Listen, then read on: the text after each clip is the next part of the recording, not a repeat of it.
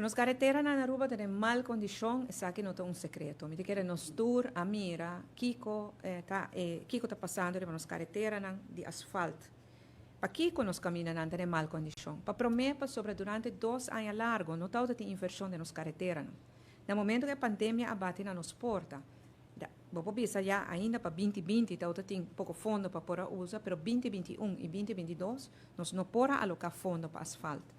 Nós mestera alocar e fundo na aqui para salvar a vida de gente, para atender com a pandemia, para atender com a crise e tur é placa que mestera vai para ajuda tur essa que te mestera ajuda.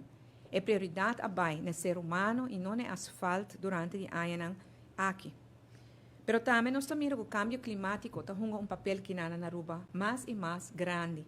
Cambio climático está sobre a mira, que temperatura de água, temperatura do mundo está aumentando, e está pondo também que tem mais llovida.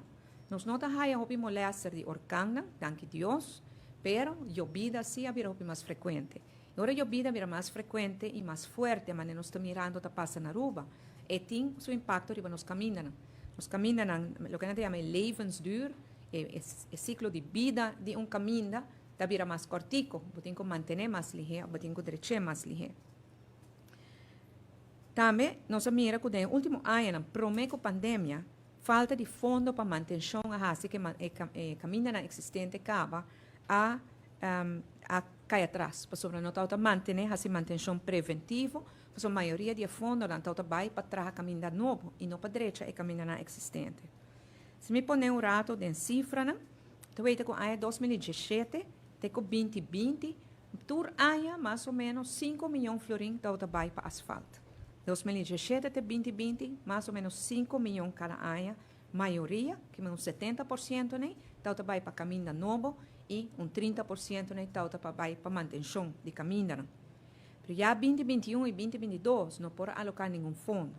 Para 2023, em ano aqui, o Parlamento cabe passar o presupuesto, caminha com aprovar entre 1,6 e 1,7 milhão, para cumprir com esse mirando o custo não com aumentar, nós procurar para alocar 2 milhões de florins, e esse aqui vai para manutenção de nos carreteras. Minha sabisa, que o Ministério nós está buscando de toda forma para chegar na fundo adicional, para assim por alocar para a direita. E caminha não está em mal estado, e até que ainda nós logra fundo adicional de 4 milhões de florins, que o guardo invertir e aqui na manutenção de caminho novo e na escola, porque tem alguns spelplaats também, como ester de atenção urgente.